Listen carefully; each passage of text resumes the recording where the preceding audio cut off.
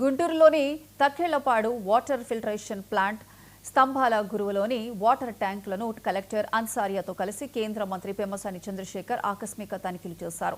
Filtration ప్లాంట్లో నీటిని శుద్ధి చేస్తున్న ప్రక్రియను పెమ్మసాని అడిగి తెలుసుకున్నారు. అలాగే ట్రీట్మెంట్ ప్రక్రియకు సంబంధించిన రికార్డులను పరిశీలించారు. ట్రీట్మెంట్ బెడ్ పరిశీలన యంత్ర పరికరాలతో పనిచేసే విధానాన్ని ఆయన పరిశీలించారు.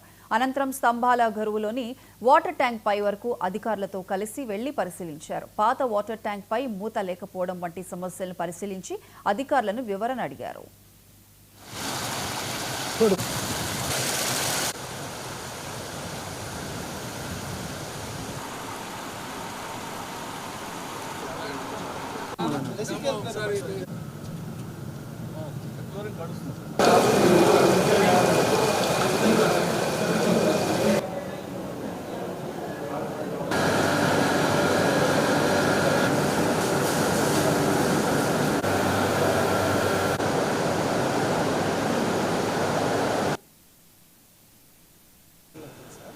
వాటర్ అనేది ఒక బేసిక్ నెసెసిటీ సిటిజన్స్కి. గుంటూరు చుట్టుపక్కల ప్రాంతంలో తీసుకుంటే బాగున్నారు.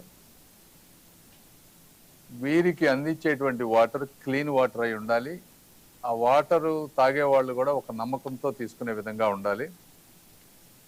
అయితే ఇప్పుడు ఈరోజు ఈ వర్షాలు పడటం వల్ల కొన్ని డయేరియా కేసెస్ వచ్చినాయి. ఈ డయేరియా కేసెస్ రావడానికి రకరకాల కారణాలు. వాటర్ వచ్చేటప్పటికి కృష్ణానది నుంచి మనకి 2 సోర్సెస్తో తక్కెళ్లపాడు రిజర్వాయర్కి వాటర్ వస్తుంది.